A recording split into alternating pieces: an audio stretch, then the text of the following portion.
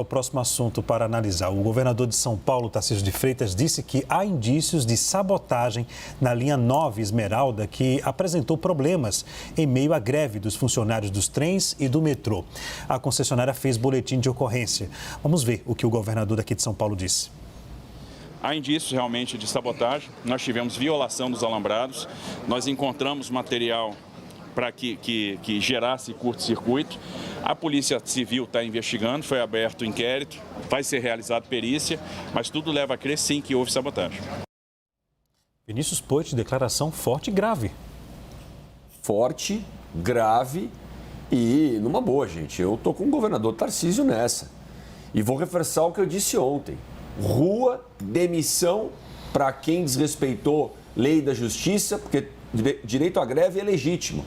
Agora, você barrar serviços essenciais, você desrespeitar a justiça, gente que não pôde ir no médico, não pôde ir na educação por ponto facultativo, greve ilegal e política, rua, demissão. Governador Tarcísio está certíssimo. Multa e bloqueio das contas dos sindicatos para poder pagar esses dias parados. Governador Tarcísio está certo em ser duro dessa forma. E agora, gente, é o fim. Sabotaram a linha privada ontem, quando a gente teve essa notícia que justamente uma das linhas privadas tinha parado, tinha dado um curto-circuito na energia, as notícias já começaram a correr. É muita coincidência. A linha 8 e 9 tem alguns desafios de manutenção dos trens. Agora, um curto-circuito é muita coincidência. Está aí a investigação. Então, não é só rua e demissão para quem desrespeitou a justiça. É cadeia para quem possivelmente cometeu um crime, que seja punido. E que, se for passível de prisão, que seja preso. O que é isso, gente? Sabotar a linha 9 só para provar um ponto e protestar contra um governador democraticamente eleito que ganhou na urna. Ninguém omitiu os planos de privatizações. O governador debateu os planos e disse sempre que sobre a Sabesp, por exemplo, iria estudar, iria fazer conta. E só iria em frente se fizesse sentido para o cidadão. E fazer sentido é mais conexão de água para as pessoas, é mais coleta de esgoto para as pessoas e uma conta menor na conta de água, ponto. Se não fizer sentido, ninguém vai apoiar. Tem gente fazendo conta, gente. O governador nunca mentiu sobre isso. E este projeto ganhou eleição.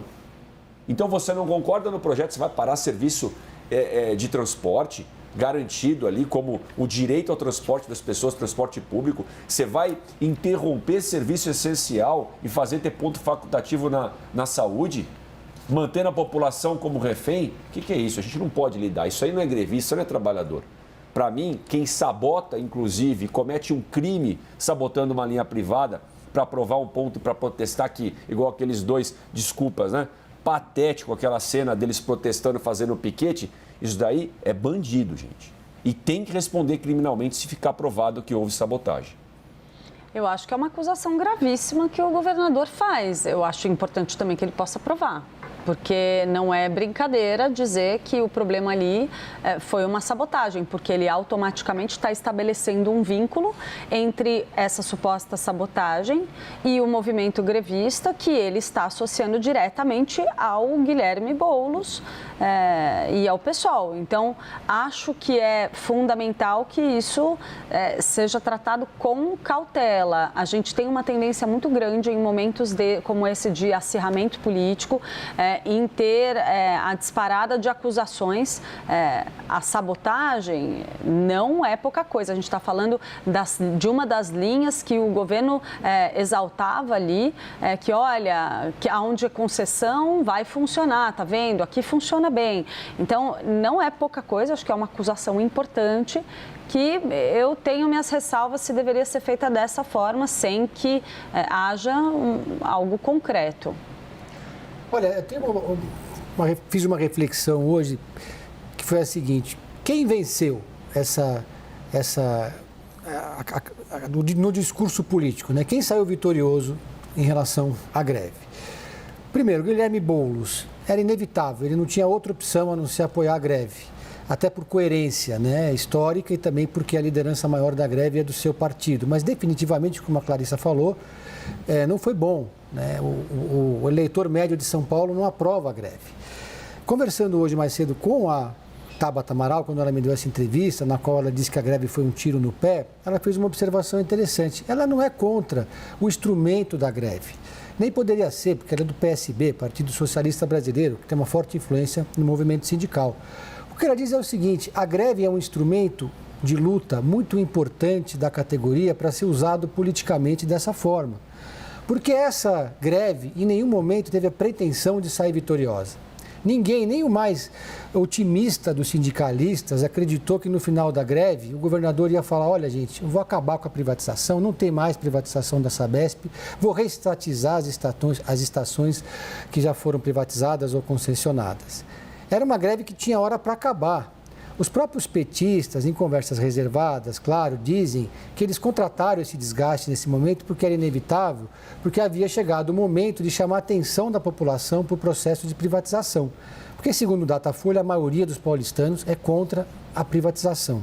Só que foi um instrumento que causou um desgaste para a população imenso e causou um desgaste imenso com uma agenda inverossímil, né? Não era uma agenda que era para valer.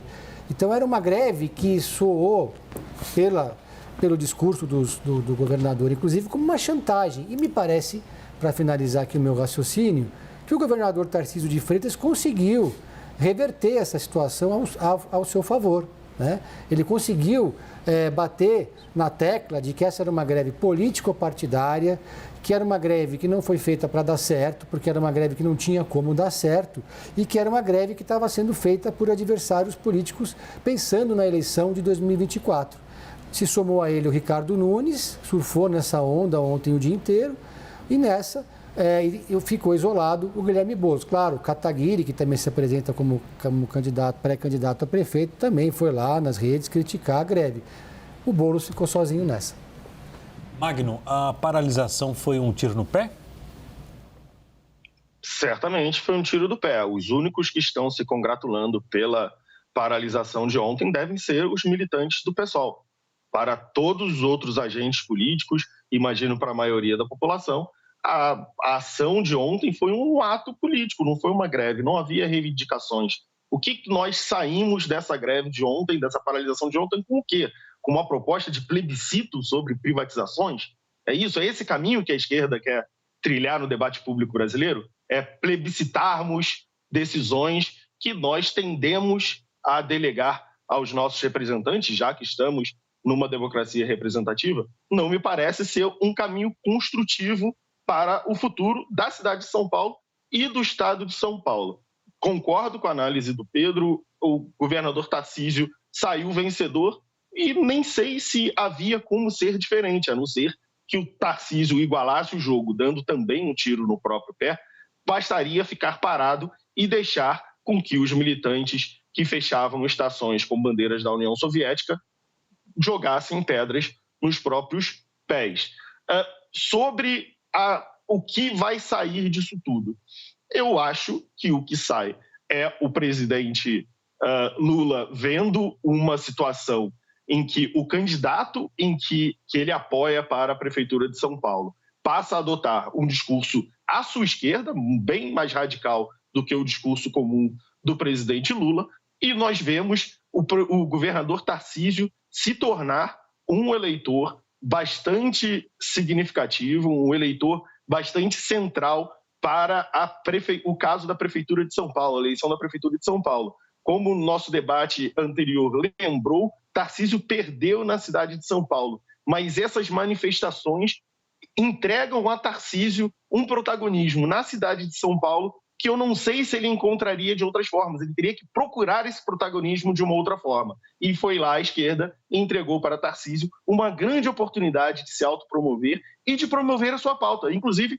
acho que o governador Tarcísio deveria ir em uma ofensiva e defender a privatização. Se essa decisão dele de privatizar a Sabesp, que vá com argumentos, que apresente para a sociedade os seus argumentos para ganhar o debate público a respeito desse tema.